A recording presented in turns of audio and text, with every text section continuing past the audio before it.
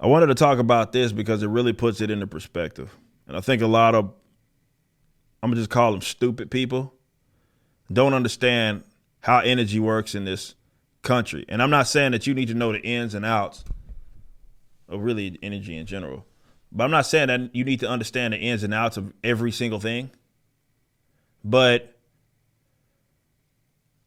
you should know a little bit about it, as opposed to thinking that the energy just comes out of fucking thin air, which, I mean, wind power, I guess in some cases maybe it does. But you remember was that last year or the previous year now, considering that it was just 2022. Was it last year? I don't remember.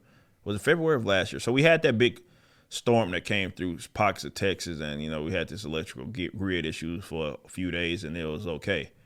And everybody was talking about, oh, well, what's the problem? What caused it? And we have so many videos talking about that you should watch for sure as we break down like the whole ERCOT situation. We broke all of that shit down.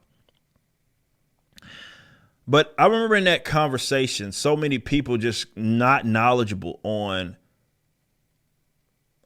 like oil and gas and its production and how that lends itself to even people that think that they're doing like energy efficient things, like let's say operating on electrical cars or shit, like saying that's what they have. Like gas prices go up now because they're talking about this whole Russia situation and all that. We would import like 10%, I believe, of our usage is coming from imported Russian oil.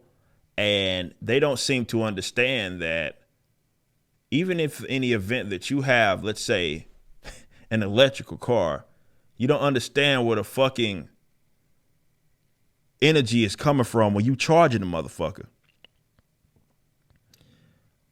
Considering that most of it is going to and has, and that's just what it's going to be for no matter how much you care about climate, oil and gas.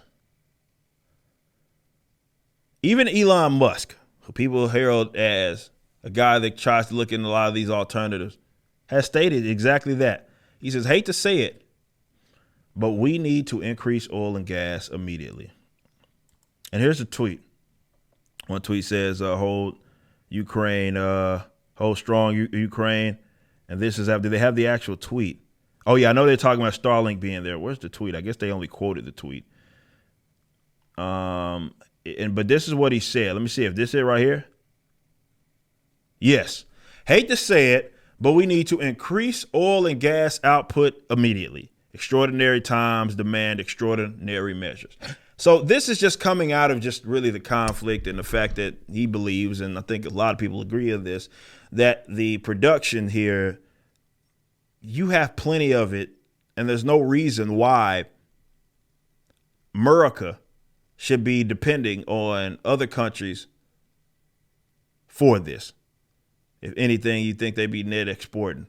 But for whatever, I don't want to say for whatever reason, a lot of it comes from the regulatory bodies, federal government especially, but no, not exclusively, that simply just do not allow for the drilling, or they discourage it because they're focused so much on the renewables, and the renewables are, wind. I'm not talking about nuclear. I'm talking about wind and solar and all of that. That's what they spend so many of these subsidies, or rather subsidizing the building of those and trying to depend upon those. And, definitely in a time like this, it's not going to be as, in terms of the bottom line, it's not going to be reliable, just period. So he knows that and sees the writing on the wall that what's going on with this whole Russian-Ukrainian influence is that we know pockets of Europe is fucked because they depend so much on Russian oil. But with our country, or rather in America, there should be no reason to be relying on Russian oil at all. But that would require, a pivot on this whole hyper-emphasis of not, being able to produce oil and gas because of climate and all that. It will require a pivot on that. I just don't think that they want to do that, which is why you hear kind of the Jen Psaki's of the world. I don't know if you remember. She basically refused to say, and people that are part of his admin have refused to say, the Brandon admin, have refused to say that they will commit to allowing basically more production in this country, despite acknowledging, they have acknowledged the problem of, okay, why are so many of y'all depending on Russian oil?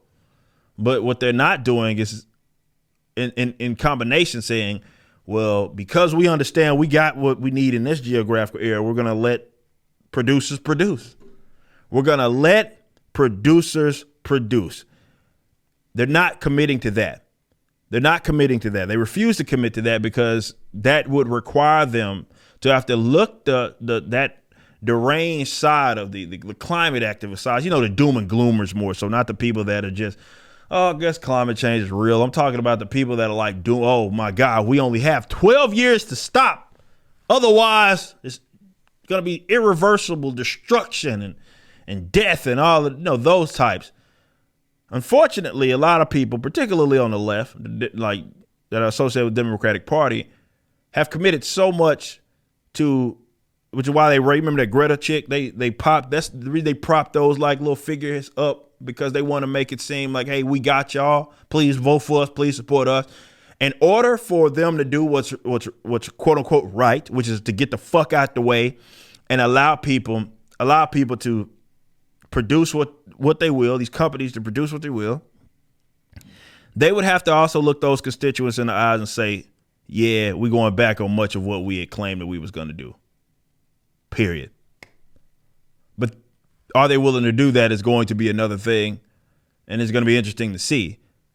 But that's why, if you're wondering why, for those of you that are like, okay, why don't they just commit to increasing sort of production in America? Well, it's because